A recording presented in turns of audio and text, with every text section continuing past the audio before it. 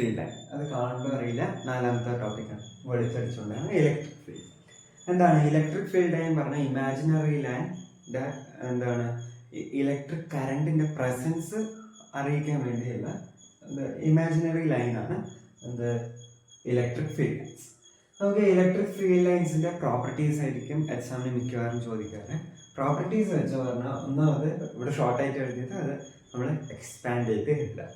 അന്ന് from positive two negative. അത് പറയുമ്പോൾ electric field lines move from positive charge to negative charge. എന്താ വെച്ചാൽ ഇലക്ട്രിക് ഫീൽഡ് ലൈൻസ് എപ്പോഴും പോസിറ്റീവിൽ നിന്ന് നെഗറ്റീവിലേക്ക് പോകും. ഒന്ന് ഇത് സ്ട്രെയിറ്റ് ലൈൻസ് ആവാം, നടുവിൽ കണ്ട് സ്ട്രെയിറ്റ് ലൈൻസ് ആവാം, അല്ലെങ്കിൽ കർവ് ആവാം. അതിപ്പോൾ ചിലപ്പോൾ അത് കർവ് ആണെങ്കിൽ അതിൻ്റെ ടാൻജൻറ്റ് ഇപ്പോൾ പണ്ട് നമ്മൾ ഐ തിങ്ക് 10-ലോ 9-ലോ നമുക്ക് സർക്കിൾസിൽ ടാൻജൻറ്റ് വരയ്ക്കാനൊക്കെ ഉണ്ടായിരുന്നു. അപ്പോൾ ഈ ടാൻജൻറ്റ് ഈ കർവ് വരണം പറഞ്ഞാൽ ഡയറക്ഷൻ കിട്ടും. അത് ഇങ്ങോട്ടാണോ അങ്ങോട്ടാണോ എന്ന് നമുക്ക് ഡയറക്ഷൻ കണ്ടുപിടിക്കാം. അതാണ് പോയിന്റ്സ് മാത്രം നമ്മൾ പഠിച്ചു വെച്ചാൽ മതി, ഇത് അറിയാൻ വേണ്ടിയിട്ടാണ്. പിന്നെ അത് പാരലൽ ലൈൻസ്, എന്താണ് electric field lines parallel lines ആവാം. പിന്നെന്താണ് കണ്ടിന്യൂസ് ആണ്, എപ്പോഴും ഷുഡ് ബി കണ്ടിന്യൂസ് ആണ്. പിന്നെ ഇതൊരിക്കലും കൂട്ടിമുട്ടില്ല, ഇത് തമ്മിൽ ഒരിക്കലും കൂട്ടിമുട്ടില്ല, ഇന്റർസെക്ട് ചെയ്യില്ല. പിന്നെ എന്താണ് ക്ലോസ്ഡ് ലൂപ്പ് ഒരിക്കലും ഉണ്ടാവില്ല. അടുത്തതാണ് ഇലക്ട്രിക് ഫ്ലക്സ്. ഇലക്ട്രിക് ഫ്ലക്സിനെ നമ്മൾ ഫൈ പറഞ്ഞൊരു എന്താ പറയുക റെപ്രസെന്റ് ചെയ്യാം. ഇലക്ട്രിക് ഫ്ലക്സ് പറഞ്ഞാൽ നമ്പർ ഓഫ് ഫീൽഡ് ലൈൻസ്. നമ്മളിപ്പോൾ ഫീൽഡ് ലൈൻസ് എന്താണ് പറഞ്ഞു?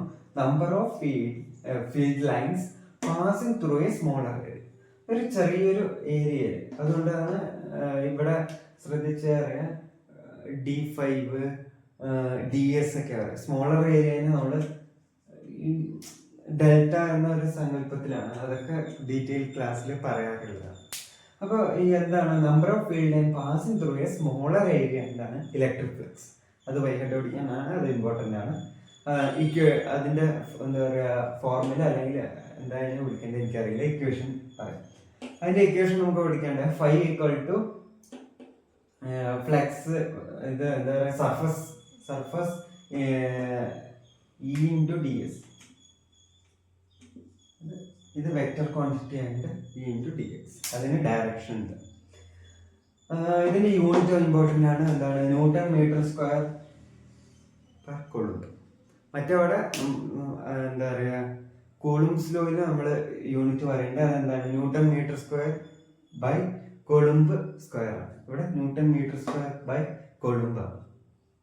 അടുത്തതാണ് ഇലക്ട്രിക് ഡൈപോൾ വെച്ചാൽ two equal and positive charges with separate distance. അതാണ് ഇലക്ട്രിക് ഡൈപോൾ.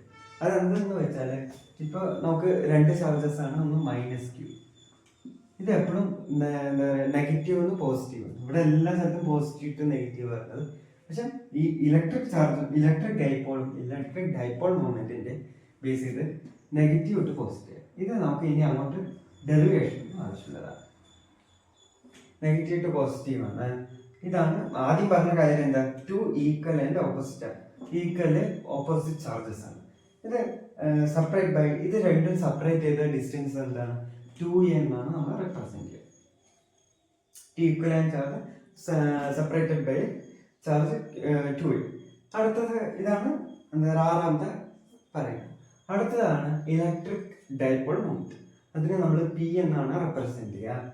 എന്താണ് product of any one charge and length of dipole. അതൊന്നും എഴുതാൻ കിട്ടിയില്ല. നമുക്ക് എന്താണ് P is equal to plus or minus QE അല്ല Q into 2A.